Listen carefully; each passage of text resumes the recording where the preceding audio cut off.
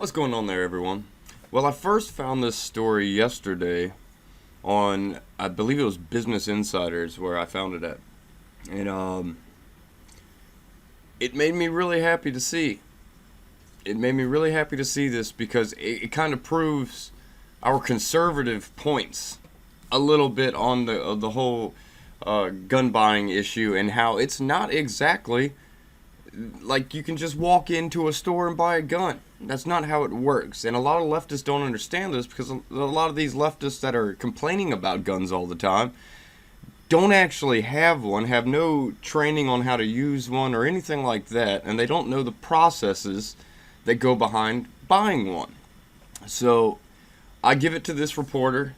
She did her journalistic duties to put it out there because I think she had a different motivation, and she probably thought she was going to get a different outcome from what actually happened.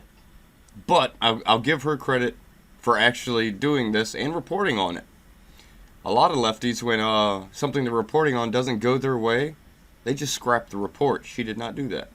And I like this story because it's from my home area of Chesterfield, Virginia, is where it all boils down to in the end. And I live right outside of Chesterfield. I go to this Walmart quite a bit. It's the cleanest in the area. Out of all the Walmarts in our area, this is the cleanest and nicest one. Let's get into the story.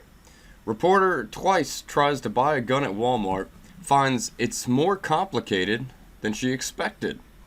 Of course, because we have rules and regulations around firearms already in place that make it hard. And if not hard, very, very difficult.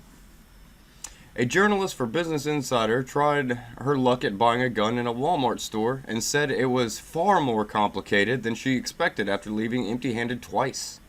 Since 22 people were killed in a mass shooting at Walmart stores in El Paso, Texas on August 3rd, there have been at least 6 more threats of potential mass shootings at Walmart across the country. More than 134,000 people have signed a petition created by Walmart employees demanding that the store stop selling guns in an effort to change our company for the better. Well, that doesn't really matter. Worry about your employees a little bit better. That's where Walmart's big grief should be, is the way they treat their employees. I do have a lot of friends who have worked for Walmart, and they said it's not the most employee-friendly company. But Walmart, which makes up 2% of all gun sales and 20% of all ammunition sales in the U.S., isn't ready to change anything, according to Walmart CEO Doug McMillon. It's only 2%. That's not that much. Last time I checked, 2% was 2%. Amid the request to stop the sale of guns at the retail giant, BI reporter Haley Peterson decided to see for herself how easy it is to buy a gun at a Walmart. As part of an investigation into the placement, selection, marketing, security, and sales of firearms in Walmart stores. Here's a little tweet by her. I went to Walmart to buy a gun as part of an investigation into the placement, selection, marketing, security, and sales of firearms in Walmart stores. Peterson first notes that only half of Walmart's 4,700 U.S. stores sell guns, none of which include the 10 stores where she lives. After calling over a dozen people waiting on hold for a combined 40 minutes, that's not really that long, and speaking to a human representative only 3 times, nobody could tell her which stores sold guns in the area. Walmart's customer service line told her when it comes to item availability, they don't want us to discuss that because of various reasons. Finally, someone told her the sporting goods department at a location in Chesterfield, Virginia. Whoop whoop. I like Chesterfield. It's real nice for the most part. It's got its crappy areas, but mainly it's real nice. More than 30 minutes away, it sold guns. Inside the store, there were about 20 rifles on display ranging from $159 to $474. That's why people buy guns at Walmart. Because if you go to Bass Pro Shop, or we don't even have a Gander Mountain anymore, it kind of went away, and Green Top, they're much more expensive. Walmart stopped selling handguns in the 1990s and semi-automatic rifles in 2015, according to Peterson. At Walmart specifically, customers must be 21 or older to purchase a gun and have to pass a background check. It also complies with state-specific background checks. In Virginia, I don't know. I always hear this, oh, we need better background checks, more background checks. In Virginia, the background check's pretty extensive. I know a bunch of people who had to go to court because they had something on their record that made it sketchy, and they had to go to court. And this was years ago, not just now. This was years ago. They're pretty strict about who could buy a gun, especially here in Virginia. But yeah, a sales representative, however, told Peterson that no authorized firearm sellers were scheduled to work that day, but she could return on Thursday. A Walmart spokesperson later told Peterson employees must pass an enhanced criminal background check and annual online training that includes a mock gun transaction in order to sell firearms at the store. When Peterson returned to the Chesterfield store 2 days later, she met an authorized firearms seller who charged Peterson's $2 for a federal background check and gave her a form titled Department of State Police Virginia Firearms Transaction Records, which asked several questions regarding Peterson's information. And I gotta tell you, they're pretty extensive on that. Every time I've bought a firearm, which at one point I had pretty much an arsenal, I've done weeded out almost everything that I really didn't need. And yeah, it's very extensive. When you get handed that state police form, that's serious. That form itself is very serious. If you lie on that, it's your ass. Excuse my language, but straight up, you are going to jail if you falsify information on that. You will go to jail. Who knows for how long? I don't intend on ever having to deal with that problem. Before Peterson even finished the paperwork, the sales clerk stopped her and said Peterson would need to bring in a government-issued document with her correct address in order to pass the background check she had completed. Overall, the experience left me with the impression that buying a gun at Walmart is more complicated than I expected, and that Walmart takes gun sales and security pretty seriously. Peterson concluded after leaving the store a second time without a gun. It is hard. I actually bought most of my firearms from a local pawn shop / gun store. And I can tell you they do not mess around.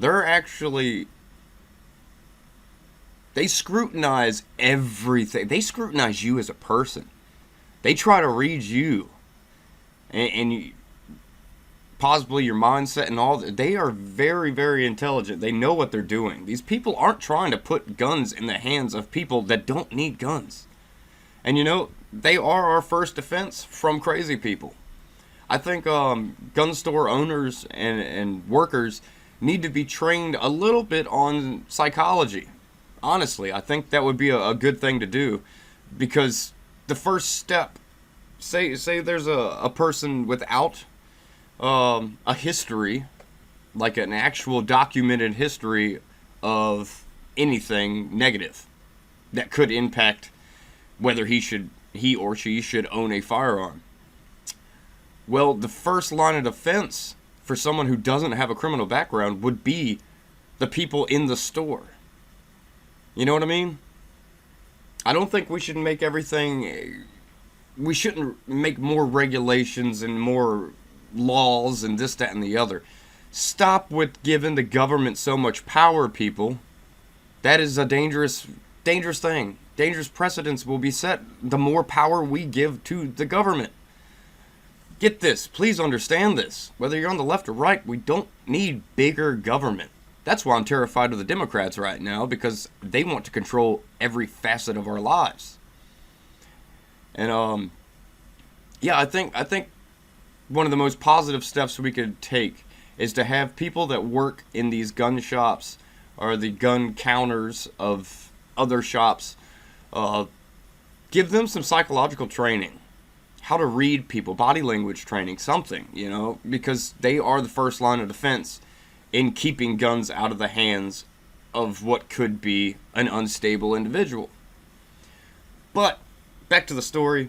I love this story because Miss Peterson, I think she went in with a different goal. I don't think it was her goal to actually show that the system is kind of sound and it's not that easy to get a firearm. I think she wanted to kind of prove that it was quite easy to get a firearm. You know, because that would have made for salacious reporting. You know, people would have jumped all over it if it was that easy. But instead, she proved a conservative point that it's not that easy. There's a lot of things, hoops you have to jump through in order to buy a firearm. But I give her a lot of credit for actually having the story published and all that. And bringing light to the fact that, yes, it is hard. Background checks and all that stuff do work. What they didn't mention in this particular article that they did on Business Insider is that the reason she had to leave the second time without the firearm is because the document she brought in, the address did not match with her ID. And that's a red flag. That's a big red flag at a gun shop. That's a problem. You can't do that. If things don't add up perfectly, you will not get your firearm. That's just how it works. And it's a good thing. You know? It's a very good thing.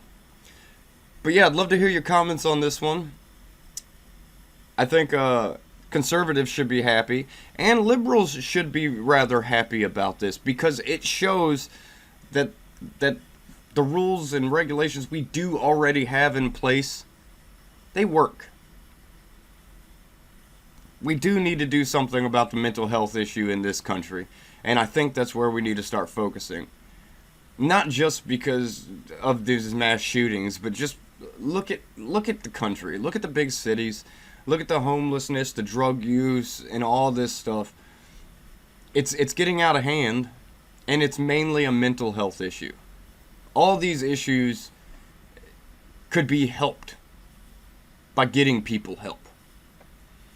But, as always, like, share, and subscribe. I will catch you on the flip side.